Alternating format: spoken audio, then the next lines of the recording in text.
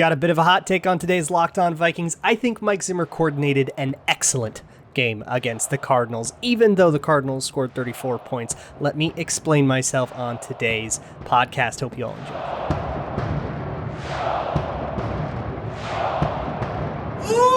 Ooh-wee!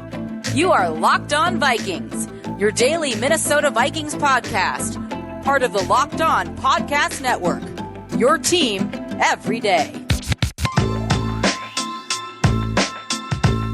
What's going on, everybody? Welcome to another episode of the Locked On Vikings podcast, part of the Locked On Podcast Network, your team every day. I am your host, your pal, and the kid you copied off in math class. My name is Luke Braun. You can find me on Twitter at Luke Braun NFL. Show is on Twitter at Locked On Vikings, and the Locked On NFL Draft podcast is back. Ryan Tracy and Eric Crocker have revived the old show, so go check out Locked On NFL Draft. It is a daily draft podcast, just like this one is daily. If you would rather focus on the draft, if you're done with the Vikings, you're mad at them, you want to go listen to draft content, go let those guys take care of you. But if you'd rather stick with the Vikings, I have some reasons for optimism for you. So let's get started. I want to start with the offense in this one. The offense was very exciting. Obviously, the offense had a really good day, and I guess I just want to highlight some of the things that went right there, and some of the things that I think could be improved. But I guess the major headline has to be the offensive line. The O-line had an incredible game. I mean, they just had a very good game, and there's not really a lot of caveats to that, especially considering they were up against Chandler Jones and J.J. Watt, and they definitely game planned to limit those two guys. And something that often happens when you do that, if you're going up against Khalil Mack, this happens against the Bears all the time. You game plan for Khalil Mack, you put a bunch of chips on him, and then Akeem Hicks and Roy Robertson Harris, kick your butt, although Robertson Harris is somewhere else now. But you kind of get stuck there. So I think it's important to point out that, Corey Peters and whoever else on the Arizona Cardinals did not manage to kick the absolute crap out of Garrett Bradbury or Oli Udoh or anybody. And that's really important. The stuff they did against Jones and Watt was pretty cool. I mean, they just, they chipped Chandler Jones. And the idea of chipping an edge rusher is not just to, get a little bit of a shot on him so the leverage is right. Part of it, too, is to mess with his angles. Basically, if a tight end is coming in on Chandler Jones's outside, it essentially prevents him from getting upfield fast enough to make it worth it to even try. So Chandler Jones will basically always go inside, and Rashad Hill can know, okay, if he's always going inside, I can kind of commit to that in my pass set, and you can be at an advantage that way. And that's a way that you can kind of get the angles to be the way that you want them to be. And I thought they did a good job of that. They did a lot of similar stuff, especially in the run against J.J. Watt, and they really seem to have kind of game planned for him. They want to identify where he is and attack him in a way that ensured that nobody had to block him straight up. And it was they played very scared of J.J. Watt, and I think that worked out. I think they very, very much should have played scared of J.J. Watt. And they would either ask a guy to kind of pull and trap J.J. Watt so that you were blocking him from the side, or to use other sorts of blocking techniques that aren't necessarily just straight up down blocking the guy, or double teaming him in pass protection, stuff like that. And because you were chipping Chandler Jones, you had the guy left over so that you could double team J.J. Watt. Things that don't ask your most suspect players to do heroic things, and instead allow the game to be in the hands of the players you're paying all the money to. And speaking of players they're paying all the money to, Kirk had a great game, and not being under a bunch of pressure is a great start to that, right? This was the third lowest pressure rate in a game that Kirk Cousins has had in Minnesota. And I don't think it's a coincidence that it's also one of his best games, right? That is pretty awesome. Now, Kirk Cousins didn't have a perfect game, and I am going to nitpick a couple things, mostly because it's fun to talk about them, not because I think that they're particular referendums on him, but I also don't want to be well, his offensive line was good, that's the only reason Kirk Cousins played well. He gets his own share of the credit as well. He made the right reads, he made great throws. I think he worked the offense really, really well in situations where the clock was up against them. And I mean, I said this post game too, and I'm not backing off that take. Kirk was fantastic in this game. I think there was some really interesting stuff going on pre-snap that I wanted to kind of look at. Kirk Cousins is still kind of sticking to the pre-snap. I call them green apple looks because it's the way Andrew Janocko described it in a clinic I watched this offseason. It's not the phrase the Vikings use. They use some other word for it, but it's the same thing. Essentially, if there is a pre-snap look where, let's say, whatever the coverage is, you know the way the Cardinals play this, and from this pre-snap look that Justin Jefferson is one-on-one with Byron Murphy on the outside, and he's running a go route. Kirk Cousins has the leeway to make the call on the spot there, no matter what the play call was, to nuke it and say, I'm just going to Justin Jefferson, and say, whatever else happens on the play call, we don't care. I'm going 3 steps and I'm throwing that go ball to Justin Jefferson. And he just will throw those a couple times. He did one on a 3rd and 3. Don't think he should have done that. He did one on a play where, or a couple times he made that sort of decision, that sort of snap decision or that pre-snap decision where you predetermine where the ball is going to go before the ball is even snapped. That's not staring down a guy like a young quarterback might do. That is, there are advantages to that because you can basically 3-step drop, get the ball out, and a go route for 20 yards becomes a routine timing throw like a slant, but with a lot more meat on the bone. And that's sort of the whole point of looking for those green apple looks where you say, okay, that dude is one-on-one, and I'm just going to trust that Justin Jefferson won, and I'm going to heave it, and I'm going to heave it so fast that no safety can ever get over to help. That's the whole point of it. So I like him taking those looks, even though they didn't really work as well in this game. There were a couple of times, though, where he would make that pre-snap read and he wouldn't find an incoming blitz. And it wasn't a telegraphed blitz. It would be, just a linebacker lining up at a normal linebacker depth, and then he would come after the snap. So it's like those are tough to find, and you don't really blame him for not finding it. But there were a few plays that didn't work because there was a blitz that Kirk Cousins didn't find, and then somebody was open in the spot that blitzer vacated, but he had chosen to read the other side of the play. That's almost as much a factor of bad luck as it is like a bad read or whatever. But I still think it's interesting to look at and like nitpick a little bit. And I'm sure, Cousins goes back and looks at the tape and nitpicks himself too. So I feel a little more comfortable doing that. But it overall was a really good game. And I think the fact that the offensive line more or less kicked the crap out of the front of the Cardinals. Zaven Collins was an entirely non-factor in this game because I think he got washed out of just about every play. And the tight end blocking was really good too. Tyler Conklin had a lot of really good moments. I kind of noticed, he got smoked a few times. I would say ups and downs is the way that I would usually call that. But Ben Ellefson as a blocker, number 82, was really, really good as a blocker. And that's really exciting. That's what I want. I needed that blocking tight end. Like, give me that guy.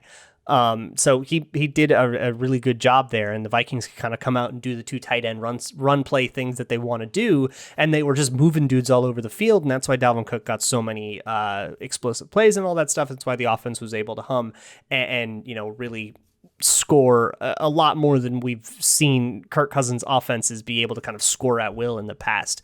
They'll get stuck at 17, 16 points sometimes. This wasn't one of those games. It was really nice to see that against a defense that's full of a lot of talent. So I want to talk about the Vikings defense a lot more, though, because I have a hot take, and my hot take is that Zimmer coordinated a very good game against the Cardinals. I know they scored 34, and I know they lost the game, and everybody wants his head. I think Mike Zimmer did some genius stuff, some absolutely amazing, cool stuff that is actually going to make life harder for the Cardinals because he put out a blueprint for how to beat them, and Kyler just made some insane plays and made it all not matter. I'm going to explain all that stuff in that take in a little bit. First, let me talk to you about a good old Gramble. I got a question. So Thursday Night Football is coming up. The Cardinals, or the Carolina Panthers and the Houston Texans. Carolina is -7.5 against Houston, and that line has not moved since the news that Tyrod Taylor is not going to play. So it's going to be Davis Mills. I don't know if you're with me, but I'm feeling Carolina -7.5 in that one. But maybe you think that's a little bit too good to be true. Maybe you want to bet the other side or anything else. Think the over-under is like 43. So if you don't believe in those defenses, it's a pretty low over-under.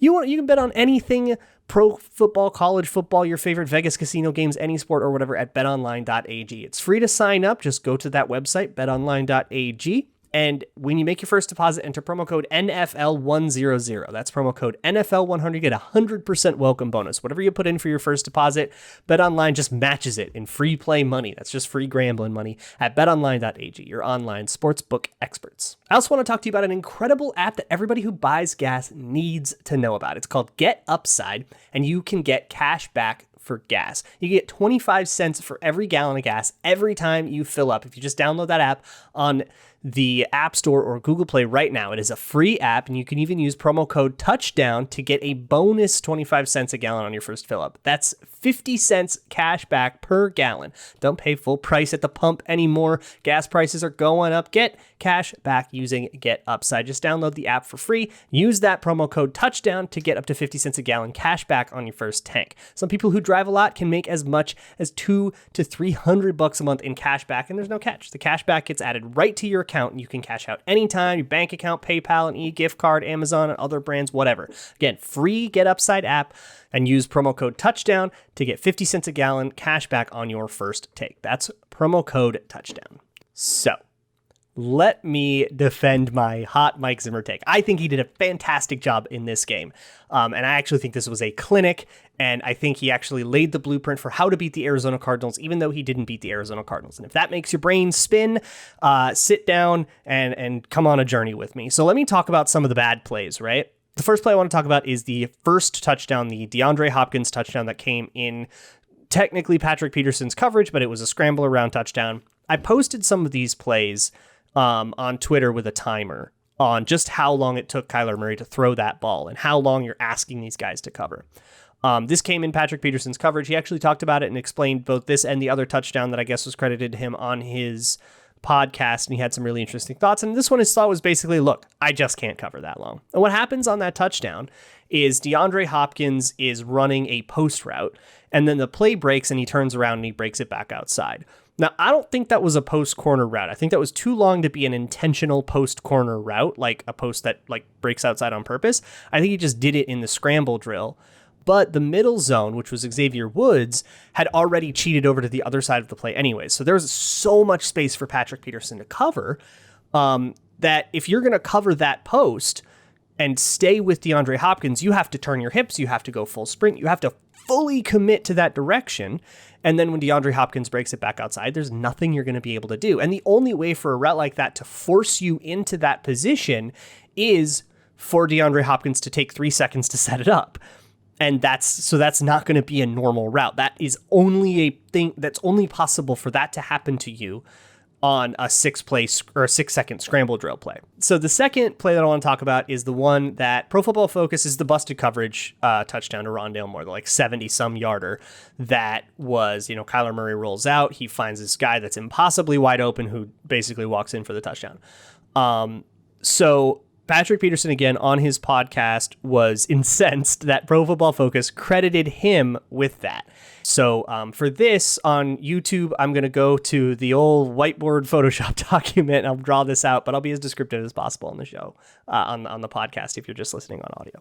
So first things first, the Cardinals were in a 3-by-1 formation, which means they had 3 pass catchers on one side of the formation and one on the other side of the formation. Patrick Peterson was on the side with 3 guys, and he had the outermost guy. And in match zone, this was called fire zone, which is a blitz. Actually, they were sending a blitzing linebacker, which was Eric Kendricks, and everybody else. So they were actually sending 5 and had that many fewer guys in coverage, right? So Patrick Peterson had DeAndre Hopkins and was on the outside. In fire zone, that is a zone match concept, which is essentially you use zone coverage rules to decide who you are covering, and then once you have that guy, you have that guy. Bryant McFadden described it on that podcast as the way they used to teach it in Pittsburgh when he was there. Once you buy him, and you can't go back to the store and bring him back. Once you buy him, you buy him. Once you have a guy, you have that guy. And that was kind of the way that they justified what Patrick Peterson did. And so what happened was DeAndre Hopkins, everybody kind of, and everybody else, Rondale Moore, and the other guy all ran vertical routes, and everybody kind of covers with them as best they can. And the blitz kind of got there, kind of didn't. And Kyler Murray rolled out to the right, which is a way for him to extend the play. So again, you can kind of chalk the same play up here to the play being extended too far by Kyler Murray and you just can't cover for that long. Well, DeAndre Hopkins starts working back toward the ball, which sucks Patrick Peterson more shallow. And meanwhile, Rondale Moore starts working toward the sideline up this way. And Mackenzie Alexander, who was in coverage of Ron Nimore, passes him off to nobody, and he's wide open, and he gets to go up for a touchdown. So what I think Pro Football Focus, this is at least Bryant McFadden's theory, Pro Football Focus thought this was more of a straight up cover 3, where instead of everybody kind of manning up against the guy in front of them or whatever, it is instead 3 deep defenders. And what they thought Patrick Peterson's assignment was to take the deepest guy. So when DeAndre Hopkins started working back toward the ball, what they wanted him to do was to come off of DeAndre Hopkins and pick up the deepest guy, and then the Mackenzie Alexander was supposed to take the next deepest guy, and that's a more typical way of playing cover 3, and that's probably what Pro Football Focus thought it was. So they thought Patrick Peterson made this mistake, but he adamantly denies this, and maybe he's just saving face, or maybe that's really more what the rules were, and Mackenzie Alexander either shouldn't have passed him off, or the play should have ended before 5 seconds, and then we don't really know what the coverage rules are supposed to be after 5 or 6 seconds, and maybe you have to get in the room and talk about what those should be for next time, and that's how you fix this problem. But I don't know if it's necessarily fair. There was a stat going around about how Kyler Murray, when targeting Patrick Peterson, had a perfect passer rating. Well, that's because of 2 touchdowns that were mostly about Kyler Murray extending the play beyond 5.5 seconds. I don't know if that's necessarily that reflective on Patrick Peterson. So I want to talk about the option and the way the Vikings defended it. I have an article as well that I'll link in the show notes for that, so we can get all that. But I also want to talk to you about the way you watch TV. If you have too many devices, too many logins, all that stuff can get very confusing, and you can break down some of that clutter. If you have a TV that is smart TV that's got your live TV, you're watching highlights on your phone, you've got another device that's got all your on-demand streaming and all that stuff, why don't you just get all that stuff all in one place? Get your TV together with DirecTV Stream. DirecTV Stream is a service that lets you consolidate all of that stuff, brings live TV and on-demand favorites all together in one place like never before. No more juggling remotes, no need to buy a new device ever again. The best part, no annual contract. So get rid of the clutter, get rid of the confusion, and get your TV together with DirecTV Stream. You can learn more at directv.com. That's directv.com. Let me also talk to you about the best tasting protein bar on the planet. It is Built Bar. Built Bar's all covered in 100% chocolate. It's high protein, low sugar, low carb. Like 17 grams of protein in one of these things, like 4 grams of carbs, 4 grams of sugar. Like, it's awesome, but it feels like a cheat day. It comes in delicious flavors like chocolate cherry, chocolate orange, chocolate peanut butter, chocolate mint, kind of whatever your favorite is. You can probably find something coconut if you're in a coconut. And I like the sampler box. It is 2 of each of their 9 main series flavors, but they have some other flavors that come by on a limited time basis on the website every once in a while. So make sure you go check those out. That is at built.com. If you enter promo code LOCKED15, LOCKED15 at built.com, you can get 15% off of your next order. That's promo code LOCKED15, all one word, at built.com. So let me talk to you about how the Vikings defended the option. If you follow me on Twitter, you've seen a lot of these plays. I also have an article coming out. Again, I'll link that in the show notes. But basically, the point of the option, which is the bread and butter of Arizona's defense, and this is why I think Mike Zimmer's game plan was cool. So we went over that a lot of the huge plays, I don't really think are an indictment of the Vikings as much as they are a credit to the Cardinals. And the bread and butter, I think, is a credit to the Vikings. The point of the option, the way the Cardinals run it, is to read the defense and ensure that the defense is wrong. If they go left, the play is going to go right. If they go right, the play is going to go left. Whatever they do, you do the opposite and you ensure that they're wrong.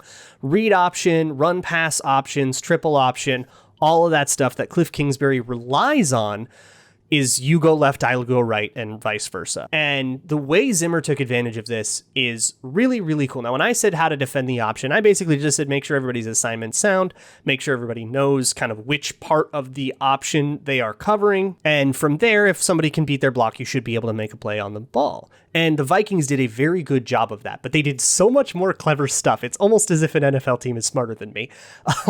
And I really want to detail all of it. I went in way more detail in the article too than I have time to do on this podcast, but basically you can take advantage of the we go left, you go right kind of mentality of an option offense, because if you can figure out what they're keying on, if you can figure out who they're reading, most of the time it's Danielle Hunter and Eric Kendricks, because those are 2 of the scariest players on the team. And if you can read those guys out of the play without having to block them or spend a guy on it, that's fantastic, right? And so if you can figure out what the key is, you can use that to essentially dictate what the offense does.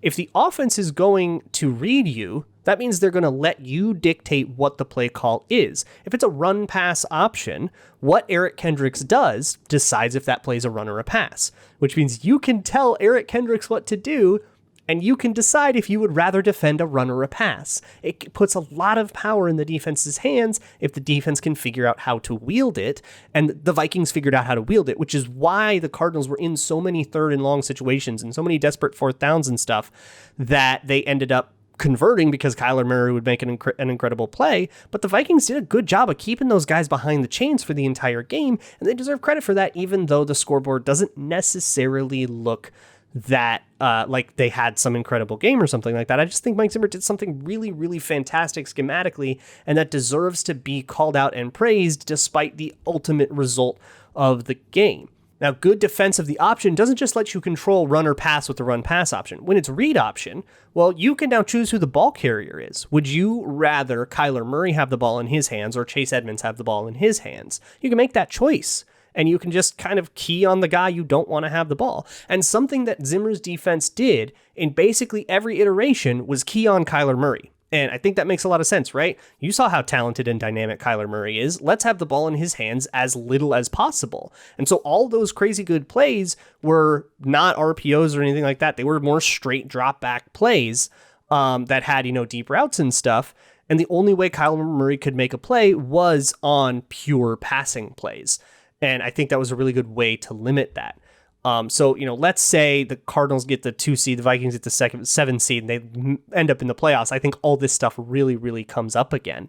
And I think this would be a reason that I would feel okay about the matchup, even though the Cardinals did such a good job against the Vikings defense in the first place. Scoreboard wise, they kind of have the bread and butter figured out, and the Cardinals will have to adapt to that. So you can dictate the ball carrier, you can dictate run pass, and you can dictate spacing. If you don't want the run to bounce outside, you can have your players commit further to outside, and you can churn them into the meat grinder of Michael Pierce if you would like. Or if you want to spill them outside, for any number of reasons you could want that, you have people stay a little bit inside. I also want to shout out Danielle Hunter in particular. A lot of the reads are spacing reads, which means you are reading how much space there is between Danielle Hunter and, the next guy over, the next blocker over, basically. And do I have enough space to squeeze between Danielle Hunter before he makes a play on me? And Danielle Hunter did a very, very, very good job of giving the exact right amount of space so that the answer to that question was no, so that Kyler Murray couldn't squeeze past Danielle Hunter, but if he tried to bounce it outside, Hunter was still in good enough position to use his athleticism and make a play. And in addition to the 3 sacks, I think the 3 sacks are the third coolest thing that Danielle Hunter did in this game. He was incredible in this game. So you can choose the ball carriers, you can dictate the spacing, and you can dictate run pass, and you can basically force the Cardinals to beat you in the hardest way possible. And there is something too on defense, forcing them to do the hardest thing possible is sometimes the best outcome, even if they actually accomplish the hardest thing possible. On defense, sometimes you don't necessarily stop them, you just make everything as difficult as possible for them to do. And if they still do it anyways, you kind of shrug your shoulders and say, all right, we did literally everything we could possibly have done. Good job, Kyler Murray. That's the beauty of defending the option for the Vikings. And this will come up again. They have the Ravens that they have to play. These are staples for the Packers. I think the Bears have a lot of these packages with Justin Fields, and I think they'll be more comfortable with those packages by the time the Vikings actually play them. They have Russell Wilson coming to town next week, and he runs some read options sometimes. So all of these plays and these concepts are important to demonstrate, and they make me feel better about some of those upcoming matchups, especially the ones against mobile quarterbacks. So this is a reason for optimism. I think Mike Zimmer figured out the offense across from him, made them do absolutely incredible things or lose, and they managed to do the incredible things. Hats off, but I do not think Mike Zimmer messed this game up at all. And I'll hold to that. Again, read the article in the show notes for more specific descriptions of particular plays on this. Tomorrow, we are talking to Corbin Smith of Locked On Seahawks. So excited to talk to him about his depraved Seahawks and the depraved Vikings. Really excited to get into this matchup and start talking about a new offense. Another wide zone, another McVay clone wide zone like what the Bengals did. So we have to start preparing for that again. In the meantime, you can find me on Twitter at Luke Braun NFL. NFL show is on Twitter at Locked On Vikings. You can find the Locked On Bets podcast. Those guys are batting like 62% or something like that, which is crazy for bets. So go check those guys out if you want to get your gambles straight. I will see you all tomorrow. And as always, Skol.